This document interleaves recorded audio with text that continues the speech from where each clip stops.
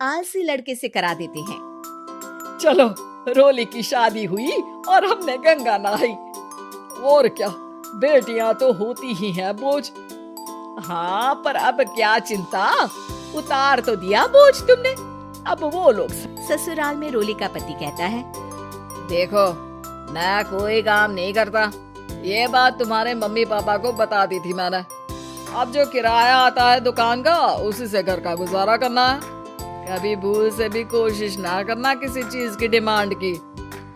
क्या mummy papa को पता था कि आप कोई काम नहीं करते? और क्या, बड़ा अच्छे से पता था। उन लोगों को तो तुम बोल रहे थे कि बस शादी कर लो और कोई मतलब नहीं है। रोली को ये सुनकर बहुत गुस्सा आता है, लेकिन करती भी तो क्या, क्योंकि वो जानती थी कि उसके माता पिता ऐसे ही हैं। जैसे तैसे रोली दिन काट रही थी। रोली को एक प्यारी सी बेटी होती है। धीरे धीरे वो बड़ी होती है और उसके साथ उसकी जरूरतें भी बढ़ती। अब तो सिमी बड़ी हो रही है, उसका स्कूल में दाखिला कराना है। मैंने अब तक तो जैसे तैसे समय काट लिया, लेकिन मैं बच्चे की परवरिश में कोई कमी नहीं रखूंगी। अरे क्या है यार, तो लगता है कोई ना कोई काम ढूंढना ही पड़ेगा। अब पति रोज काम की तलाश में जाता और बिना किसी काम के वापस आ जाता। रोली समझ जाती है कि पति के अंदर अब काम करने की क्षमता नहीं है। वो बेटी को उच्च शिक्षा देने के लिए कुछ करना चाहती थी, लेकिन करती तो क्या करती। एक दिन रोली की सहेली कहती है, रोली, मेरी कोई औलाद नहीं है। अगर तू मेरी औलाद को जन्म दे तो मैं तुझे तेरे मुंह मांगे पैसे दूंगी। अरे, तेरी औलाद को मैं कैसे जन्म दे सकती हूँ? सरोगेसी से बच्चा मेरा और वैभव का ही होगा, लेकिन कोख तेरी होगी। ये संभव है रोली। रोली कुछ सोचकर कहती है, मुझे मंजूर है, लेकिन मैं इसका 2 लाख रुपया लूंगी। अरे कोई बात नहीं, मुझे मंजूर है। रोली खुश हो जाती है कि एक बच्चा पैदा करने का उसे 2 लाख रुपया मिलेगा। वो घर आकर पति को बताती है, वो भी खुश हो जाता है। अब क्या था, डॉक्टर के पास जाकर सहेली का बच्चा रोली की कोख में पलने लगता है। मुझे 20,000 चाहिए मेरे बेटी के एडमिशन के लिए। हाँ हाँ ठीक है, मैं उसके एडमिशन से लेकर सारे खर्चे उसके अकाउंट में डाल रही हूँ। रोली की बेटी का एडमिशन हो जाता है। रोली को लगता है कि वो अब सब कुछ ठीक कर देगी। दिन और महीने आगे बढ़ते हैं। अब एक दिन, एक बात कहूँ जी, काश इस बच्चे को मैं रख पाती। मैं अब इससे काफी जुड़ गई हूँ। अरे यार, बता नहीं किसका बच्चा है, अपने पास है ना अपनी मुन्नी। हाँ, लेकिन अब मैं भी इस बच्चे से जुड़ाव फील करने लगी हूँ, लेकिन मैं ये जानती हूँ कि ये मेरा बच्चा नहीं है। दोनों की जिंदगी ठीक चल रही थी, लेकिन कहते ना कि सुख का पल ज्यादा लंबा नहीं होता। एक दिन रोली की सहेली का फोन आता है। रोली, मुझे अब ये बच्चा नहीं चाहिए, मैं अपने पति को छोड़ रही हूँ। अरे लेकिन मुझे पैसों की जरूरत है, बच्चा तुम्हारा है, मैं क्या करूँगी? सहेली बिना कुछ बोले फोन काट देती है, फोन स्विच ऑफ कर देती है। लेकिन रोली के जीवन का तूफान यही नहीं रुकता। रोली, मैं इतना भार नहीं उठा सकता। आज पढ़ाई का पैसा मांग रही हो, कल को शादी, कॉलेज और पता नहीं क्या क्या। मैं तुम्हें छोड़ रहा हूँ, अपनी बच्ची उठाओ और निकलो इस घर से। अरे पर मैं कर तो रही हूँ ना बच्चे के लिए काम, आप आराम से रहिए ना। क्या काम कर रही हो, देख रहा हूँ मैं। ये छोटा शहर है, यहाँ लोगों को बात बनाते वक्त नहीं लगता। तो मैं क्या करूँ? ज्यादा पढ़ी लिखी नहीं हूँ, कैसे घर के खर्चे चलाऊं? और आप तो काम करना ही नहीं चाहते। हाँ, ना चाहता हूँ और ना ही करूँगा। रोली को पति की बात पर काफी गुस्सा आ जाता है। ठीक है, अगर मेरे जीवन में संघर्ष लिखा है तो वही सही।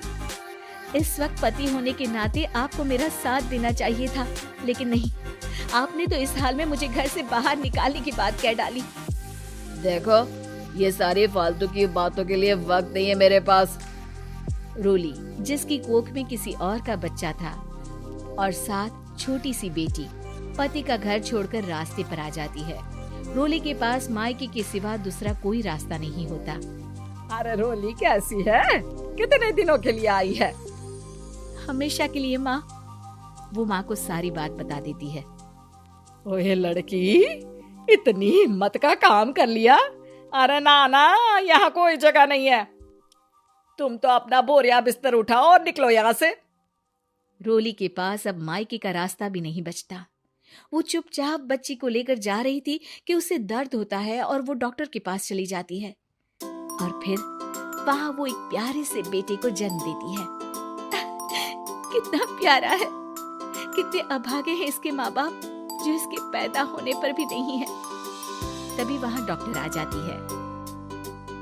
रोली, बच्चे के पिता तुमसे मिलना चाहते हैं। आपका बहुत बहुत शुक्रिया। मैं इस बच्चे को पालूंगा, भले ही इसकी माँ ने इसे छोड़ दिया हो, पर मैं अपनी जिम्मेदारी निभाऊंगा।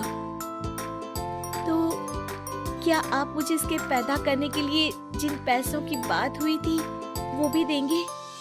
हाँ, और साथ ही आप चाहें तो मेरे घर में रहकर मेरे बच्चे की देखभाल भी कर सकती हैं। मैं उसके लिए आपको सैलरी दे दिया करूंगा। रोली को लगता है कि जैसे भगवान ने उसके लिए सुकून का रास्ता खोल दिया।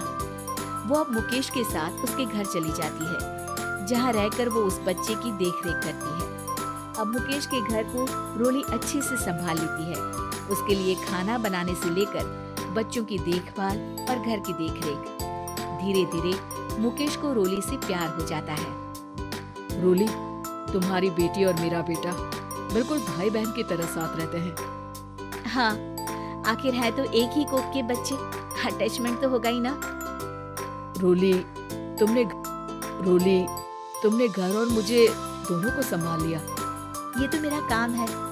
आपने भी तो मुझे छत दी जिससे मैं अपनी बेटी की पढ़ाई और भविष्य के लिए पैसे जोड़ सकूं। रोली, क्या तुम मुझसे शादी करोगी? अब मैं जानता हूँ तुम्हारी भी शादी कुछ खास अच्छी नहीं रही। रोली को मुकेश की बात ठीक लगती है। वो उसे हाँ बोलने की सोच ही रही होती है कि उसके पहले पति का फोन आ जाता है। रोली, मैं बहुत परेशान हूँ। मेरा एक्सीडेंट हो गया है। मैं चाहता हूँ तुम वापस आ जाओ। रोली को पुराने पति की चिंता होने लगती है। वो सोचती है कि वो क्या कर रही थी। हाँ ठीक है, मैं आ रही हूँ। हाँ रोली, आ जाओ, लेकिन बच्ची को कहीं हॉस्टल में छोड़कर आना, क्योंकि मैं नहीं चाहता कि हम लोगों के बीच फिर से वो सारी बातें हो। रोली को समझ आ जाता है कि पति आज भी सुधरा नहीं है। वो पति के पास जाने से इनकार कर मुकेश को हाँ कर देती है।